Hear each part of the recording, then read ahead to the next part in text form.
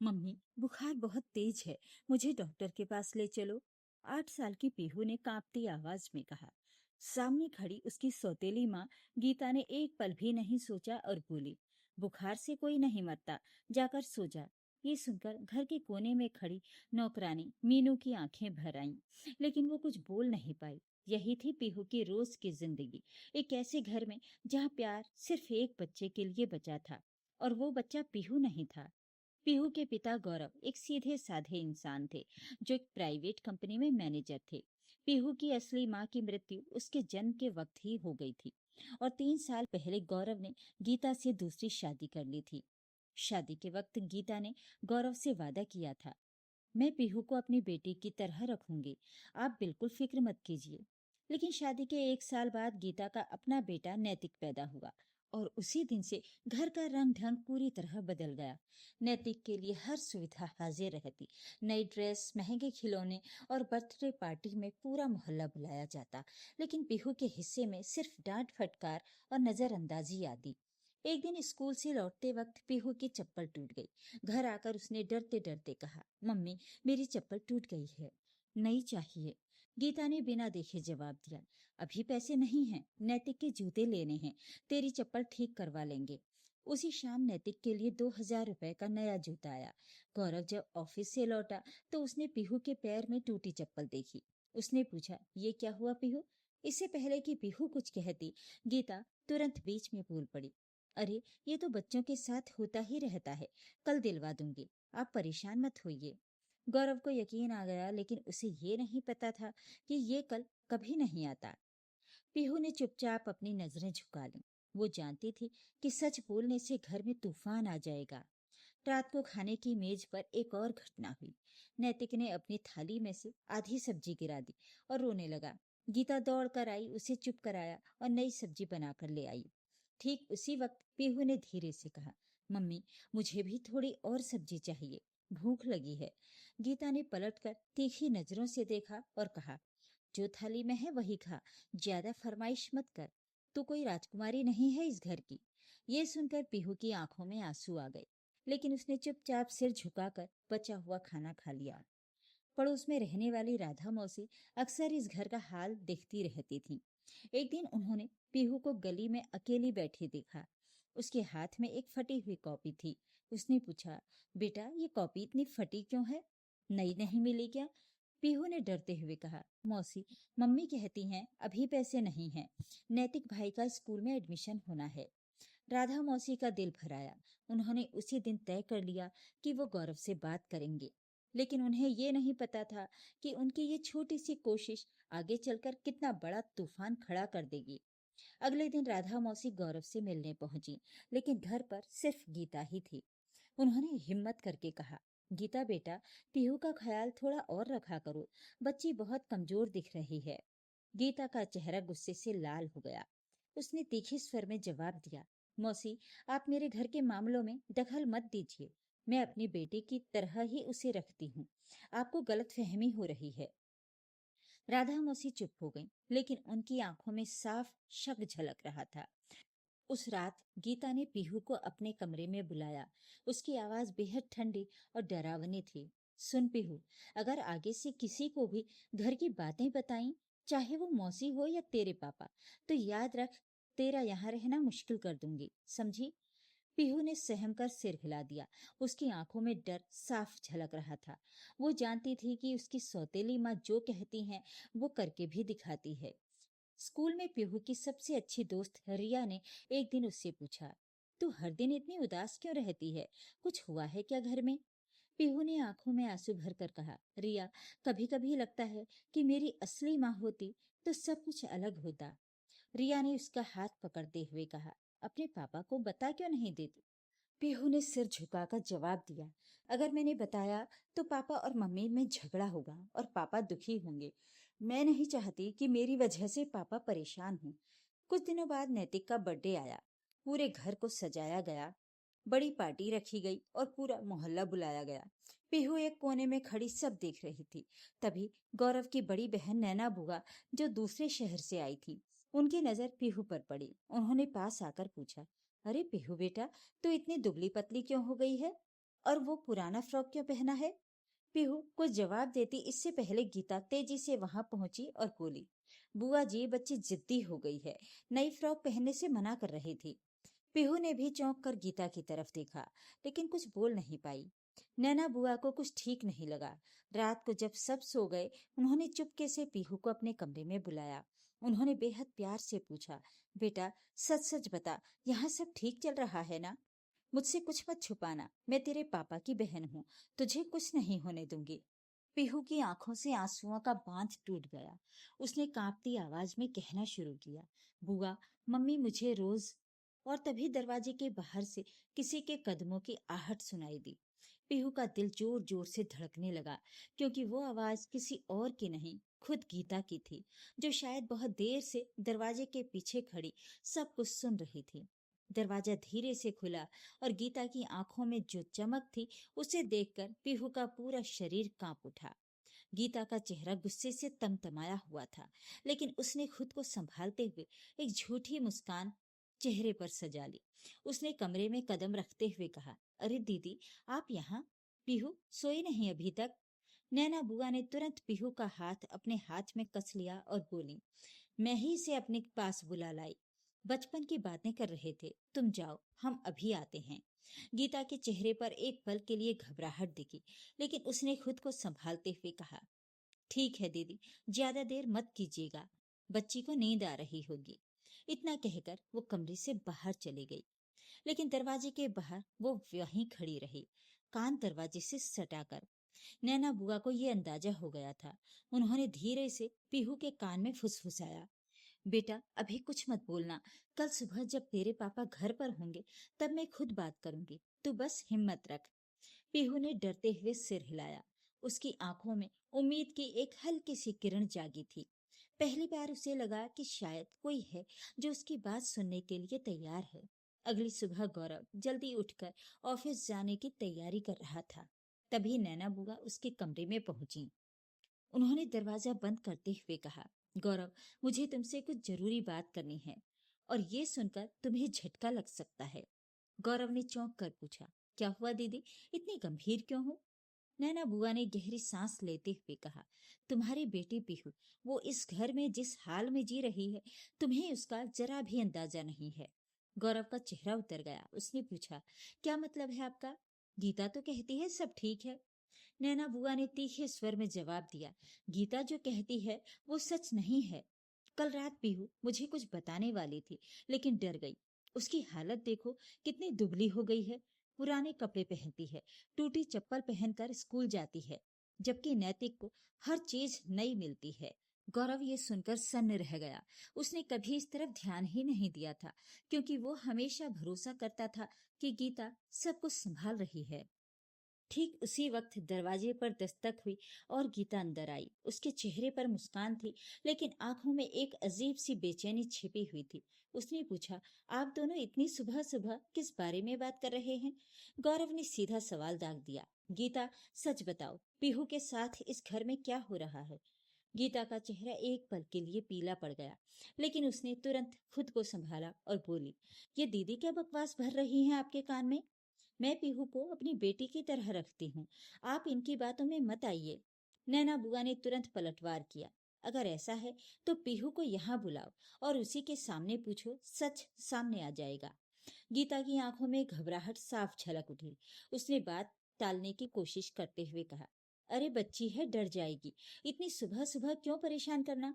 लेकिन गौरव इस बार पीछे हटने के मूड में नहीं था। उसने ऊंची आवाज में कहा, पीहू को अभी बुलाओ गीता। कुछ ही देर में पीहू कांपते कदमों से कमरे में आई। उसकी आंखों में डर साफ झलक रहा था। बार बार वो गीता की तरफ देख रही थी, जैसे गीता उसे घूर रही हो और चेतावनी दे रही हो। पीहू का गला भर आया। उसने कांपती आवाज में कहना शुरू किया, पापा, मम्मी मुझे खाना कम देती हैं, कहती हैं नैतिक को प्रोटीन चाहिए। मेरी चप्पल टूटी है, महीनों से नई नहीं आई, जबकि नैतिक भाई को हर हफ्ते नए जूते मिलते हैं। और मम्मी कहती हैं कि अगर मैंने आपको कुछ बताया तो। इतना कहते कहते पीहू फूट फूट कर रोने लगी। गौरव का दिल टूट गया। उसकी आंखों में आंसू आ गए। उसने पीहू को गले से लगा लिया और कहा, मुझे माफ कर दो बेटा, मुझे पहले ही समझ जाना चाहिए था। गीता अब पूरी तरह बेनकाब हो चुकी थी। उसने सफाई देने की आखिरी कोशिश करते हुए कहा, गौरव, बच्चे झूठ बोलते हैं, आप इसकी बातों पर यकीन कर रहे हैं? लेकिन गौरव ने सख्त आवाज में जवाब दिया, एक 8 साल की बच्ची अपने पिता से झूठ क्यों बोलेगी गीता? मैंने तुम पर आंख बंद करके भरोसा किया था और तुमने उस भरोसे को इस तरह तोड़ा। गीता की आंखों में अब आंसू थे, लेकिन इस बार वे पछतावे के नहीं बल्कि पकड़े जाने के गुस्से के थे। तभी घर की घंटी बजी। दरवाजे पर राधा मौसी खड़ी थी, हाथ में पीहू की पुरानी फटी कॉपी लिए। उन्हें अंदर आते ही कहा, गौरव बेटा, मुझे माफ करना, लेकिन मुझसे अब चुप नहीं रहा गया। ये कॉपी देखो, ये हाल है तुम्हारी बेटी का, जबकि तुम हर महीने अच्छी खासी तनख्वाह घर लाते हो। गौरव ने कॉपी हाथ में ली। उसके पन्ने फटे हुए थे और टेप से जोड़े गए थे। ये देखकर उसका दिल और भी दुखी हो गया। गीता अब कोने में खड़ी थी, सबकी नजरें उस पर थीं। उसने आखिरी दांव खेलते हुए कहा, ठीक है, मान लिया मुझसे गलती हुई, लेकिन नैतिक मेरा अपना बेटा है। हर माँ अपने बच्चे के लिए ऐसा ही सोचती है। गौरव ने गुस्से में जवाब दिया, लेकिन पीहू भी किसी की बेटी है गीता, मेरी बेटी है। तुमने वादा किया था इसे अपनी बेटी मानोगी, फिर ये भेदभाव क्यों? गीता के पास इस सवाल का कोई जवाब नहीं था। वो चुपचाप सिर झुकाए खड़ी रही, लेकिन उसके मन में कुछ और ही चल रहा था, कुछ ऐसा जो अगले ही पल पूरे घर को हिला देने वाला था। कमरे में सन्नाटा छाया हुआ था। गीता की चुप्पी गौरव को और बेचैन कर रही थी। उसने सख्त आवाज में पूछा, गीता, तुम कुछ बोल क्यों नहीं रही? अब भी कुछ छुपा रही हो क्या? गीता ने एक गहरी सांस ली और उसके चेहरे पर अचानक एक अलग ही भाव आ गया। अब वो डरी हुई नहीं बल्कि ढीठ लग रही थी। उसने कहा, ठीक है गौरव, तुम सच जानना चाहते हो तो सुनो। मैंने पीहू के साथ जो किया वो जानबूझकर किया, क्योंकि मैं नहीं चाहती थी कि तुम्हारी संपत्ति और प्यार आधा आधा बंटे। ये सुनकर पूरे कमरे में सन्नाटा छा गया। नैना बुआ के मुंह से निकला, ये तुम क्या कह रही हो गीता? गीता ने बेशर्मी से जवाब दिया, सच यही है दीदी, पीहू इस घर की असली वारिस है। उसकी माँ की तरफ से प्रॉपर्टी भी है उसके नाम, और गौरव की भी आधी संपत्ति उसी की होगी। अगर पीहू कमजोर रहेगी, दबी रहेगी, पढ़ाई में पीछे रहेगी, तो बड़ी होकर वो अपने हक की लड़ाई नहीं लड़ पाएगी और सब कुछ नैतिक का हो जाएगा। गौरव ये सुनकर स्तब्ध रह गया। उसकी आंखों में विश्वासघात का दर्द साफ झलक रहा था। उसने कांपती आवाज में कहा, तो ये सब एक सोची समझी साजिश थी? तुमने मुझसे शादी ही इसलिए की थी? गीता ने ठंडे स्वर में जवाब दिया, शुरुआत में नहीं, लेकिन जब मुझे पता चला कि पीहू की माँ शिवानी ने अपने नाम की सारी जमीन पीहू के नाम कर रखी है, तब से मैंने ये खेल शुरू किया। मुझे मालूम था कि अगर पीहू कमजोर और डरी हुई बड़ी होगी तो वो कभी अपना हक नहीं मांग पाएगी। पीहू ये सब सुनकर सहम गई थी, लेकिन उसके अंदर अब डर की जगह गुस्सा जन्म ले रहा था। उसने धीरे से कहा, तो इसीलिए आप मुझे हमेशा दबाकर रखती थी? इसीलिए मुझे कभी अच्छे कपड़े, अच्छा खाना नहीं मिलता था? गीता ने उसकी तरफ देखा भी नहीं, बस गौरव की तरफ मुड़कर बोली, अब जब सच सामने आ ही गया है तो मैं ये साफ कर दूं, अगर तुमने मेरे खिलाफ कुछ किया या मुझे इस घर से निकाला तो मैं नैतिक को लेकर चली जाऊंगी और तुम्हें कभी अपने बेटे का मुंह देखने भी नहीं दूंगी। ये धमकी सुनकर गौरव का दिल और भी टूट गया।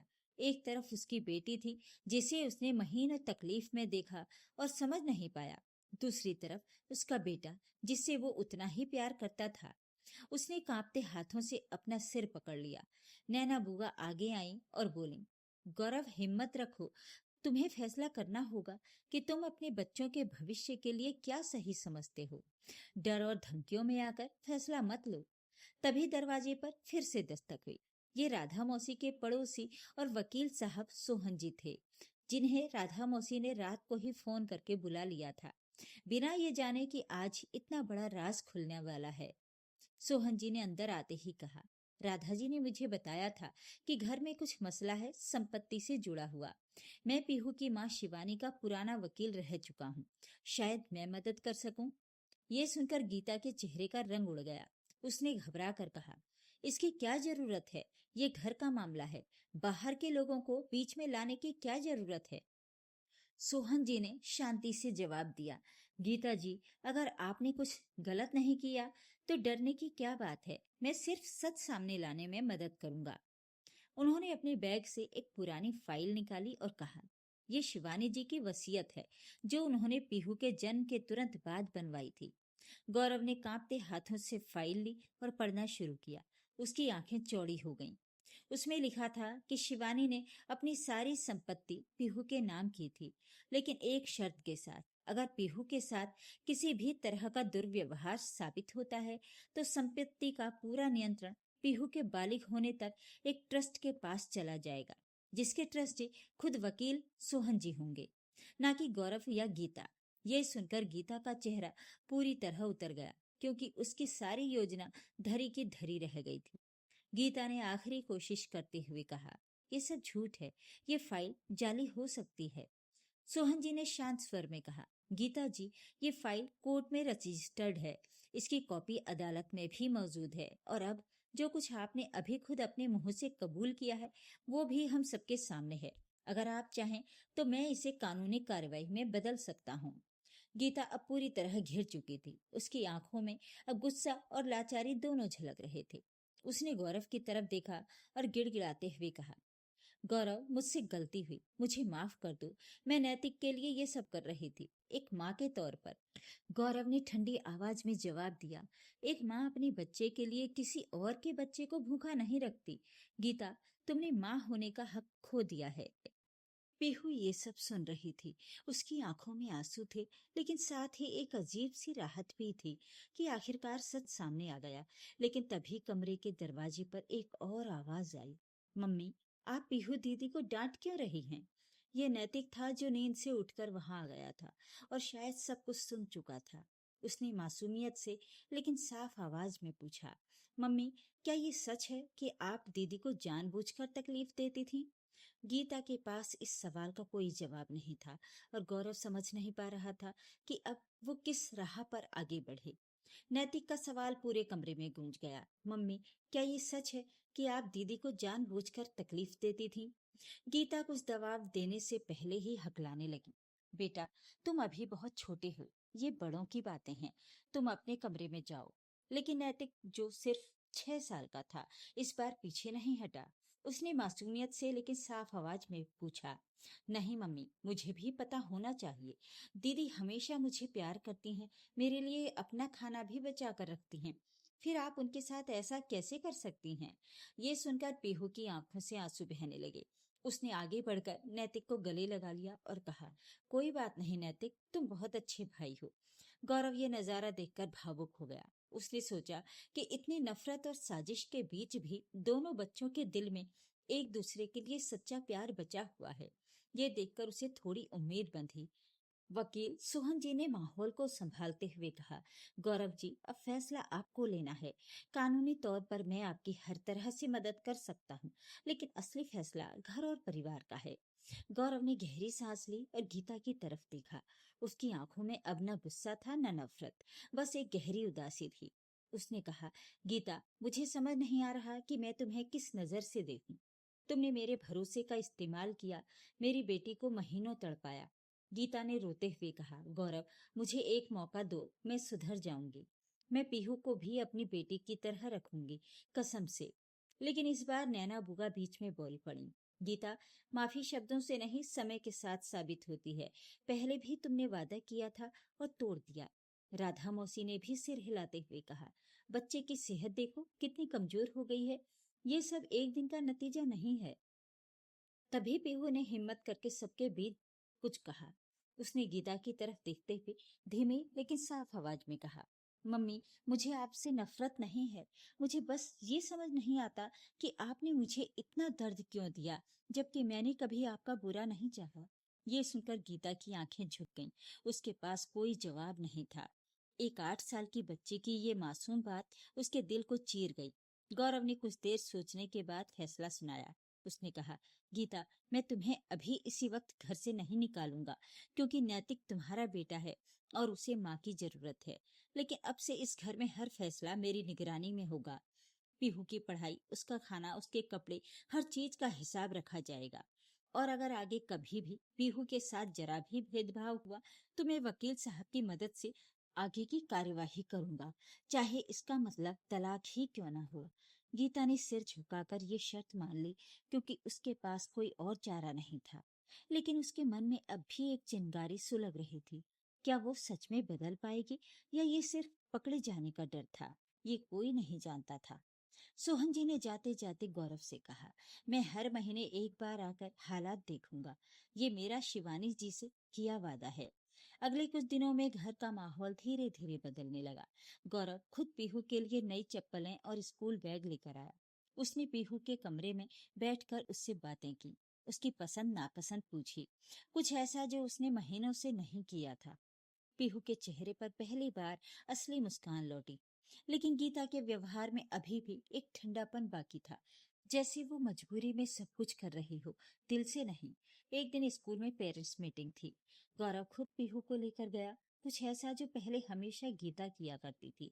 टीचर ने गौरव को बताया, पीहू पढ़ाई में बहुत तेज है, लेकिन पिछले कुछ महीनों से उसका ध्यान भटका हुआ था। अब लग रहा है वो वापस पटरी पर आ रही है। गौरव की आंखों में गर्व और पछतावा दोनों झलक रहे थे। लेकिन जैसे ही वे घर लौटे, एक नई मुसीबत उनका इंतजार कर रही थी। घर के बाहर गीता की माँ यानी पीहू की नानी लता जी खड़ी थी, गुस्से से तमतमाई हुई। उन्होंने गौरव को देखते ही ऊंची आवाज में कहना शुरू किया, ये मैंने क्या सुना है? तुमने मेरी बेटी को धमकी दी है? उसे तलाक देने की बात कर रहे हो? अपनी सौतेली बेटी के लिए अपनी पत्नी को छोड़ोगे? पूरा मोहल्ला ये सुनकर बाहर इकट्ठा होने लगा और गौरव समझ नहीं पा रहा था कि इस नए तूफान का सामना कैसे करे। मोहल्ले में भारी भीड़ जमा हो चुकी थी। लता जी की तेज आवाज हर घर की खिड़की तक पहुंच रही थी। उन्होंने फिर से चिल्लाते हुए कहा, बोलो गौरव, सच है कि नहीं? मेरी बेटी को तलाक की धमकी दी तुमने? एक सौतेली बेटी के लिए अपनी बीवी को छोड़ोगे? गौरव ने गहरी सांस लेकर खुद को संभाला। उसने शांत लेकिन दृढ़ आवाज में कहा, माँ जी पहले अंदर चलिए, ये बात मोहल्ले के सामने खड़े होकर करने वाली नहीं है। लेकिन लता जी मानने को तैयार नहीं थी। उन्होंने और तेज आवाज में कहा, नहीं, मैं यही पूछूंगी। पूरा मोहल्ला जाने कि कैसे एक आदमी अपनी पहली बीवी की बेटी के लिए अपनी दूसरी बीवी और उसके मासूम बेटे को सजा दे रहा है। ये सुनकर आसपास खड़े कुछ लोग आपस में फुसफुसाने लगे। तभी भीड़ को चीरते हुए राधा मौसी आगे आईं और बोली, लता जी, आप पूरी बात जाने बिना इल्जाम लगा रही हैं। पहले ये जानिए कि आपकी बेटी ने उस मासूम बच्ची के साथ क्या किया है। लता जी चौंक गई। उन्होंने पूछा, क्या मतलब है आपका?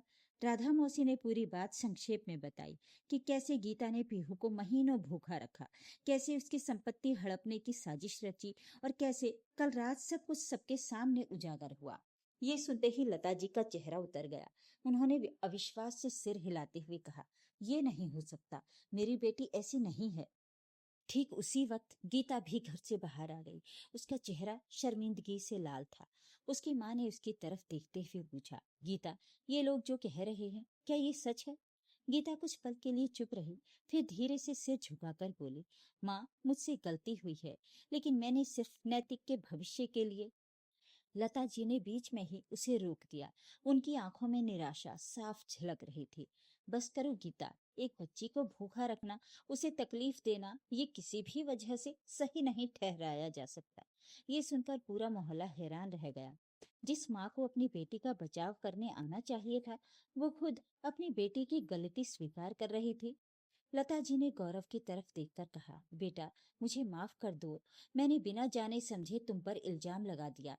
लेकिन अब मैं ये भी कहूंगी कि अगर मेरी बेटी सच में बदलना चाहती है तो उसे एक मौका जरूर देना, बच्चों के लिए। इसी बीच पीहू दरवाजे पर आकर खड़ी हो गई थी और ये सब देख और सुन रही थी। उसने धीरे से आगे बढ़कर कहा, नानी जी, मुझे मम्मी से कोई शिकायत नहीं है, बस हमारा परिवार एक हो जाए। पीहू की इस बात ने गीता का दिल पिघला दिया और उसे अपनी गलती का एहसास हुआ। लता जी गीता को सुधारने के लिए कुछ समय अपने साथ मायके ले गईं, जहां उसने अपने व्यवहार को बदला। इस बीच गौरव की देखरेख में पीहू और नैतिक का रिश्ता मजबूत हुआ और पीहू की सेहत सुधर गई। कुछ समय बाद गीता जब लौटी तो उसने रोते हुए पीहू से माफी मांगकर उसे गले लगा लिया। गीता ने पूरी तरह बदलकर दोनों बच्चों को बराबर प्यार दिया और आगे चलकर पीहू की संपत्ति भी सुरक्षित उसके नाम करवा दी।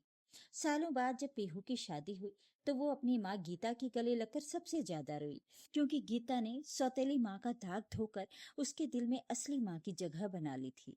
तो ये थी आज की कहानी। आपको ये कहानी कैसी लगी कमेंट करके ज़रूर बताइएगा। वीडियो को लाइक करें, शेयर करें और मेरे चैनल को सब्सक्राइब भी ज़रूर कर लीजिएगा। धन्यवाद।